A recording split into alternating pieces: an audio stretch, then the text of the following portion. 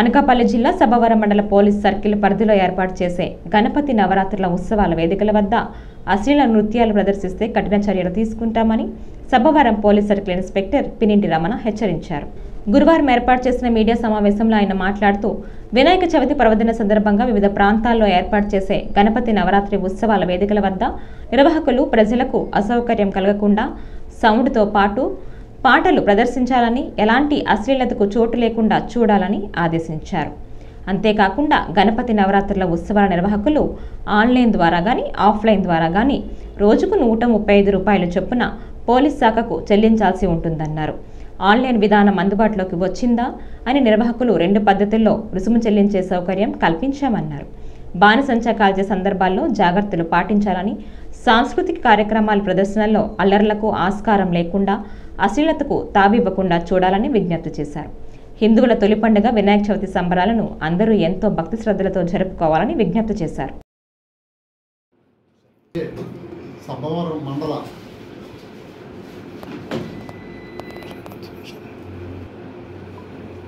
సభవరం మండలంలో వినాయక చవితి ఉత్సవాలకు సంబంధించి ప్రతి ఒక్కరు కూడా చిన్న బొమ్మ అయినా కూడా పెద్ద బొమ్మ అయినా ప్రతి ఒక్కరు కూడా పోలీసుల అనుమతి తప్పనిసరి. ఆన్లైన్లో పోర్టల్ అవైలబుల్గా ఉంది కాబట్టి ప్రతి ఒక్కరు కూడా మీ మండపాలు గణేష్ మండపాలకి తప్పనిసరిగా పర్మిషన్ అయితే తీసుకోవాలి. అలాగే ఎలక్ట్రికల్ ప్రమాదాలు జరిగే అవకాశం ఉంది కాబట్టి ఎలక్ట్రికల్ ప్రమాదాలు జరగకుండా అన్ని రకాలైనటువంటి ప్రికాషన్స్ తీసుకోవాలి. అదే రకంగా రాత్రిపూట గణేష్ మండపం దగ్గర ఖచ్చితంగా నిర్వాహకులు ఎవరో ఒకరు ఖచ్చితంగా నైట్ పడుకునేటట్టు చూసుకోవాలి. అలాగే ఫైర్ ఇన్సిడెంట్స్ జరగకుండా కూడా అన్ని రకాల జాగ్రత్తలు తీసుకోవాలి. ఎక్కడ కూడా ఒకే దీని మీద క్లాషెస్ రాకుండా, అంటే గ్రూపు తగాదాలు రాకుండా గ్రామ కమిటీలు ఏర్పాటు చేసుకొని ఒక సాంప్రదాయబద్ధంగా లౌడ్ స్పీకర్లు కూడా మార్నింగ్ నుంచి రాత్రి 10 వరకు మాత్రం వాడాలి.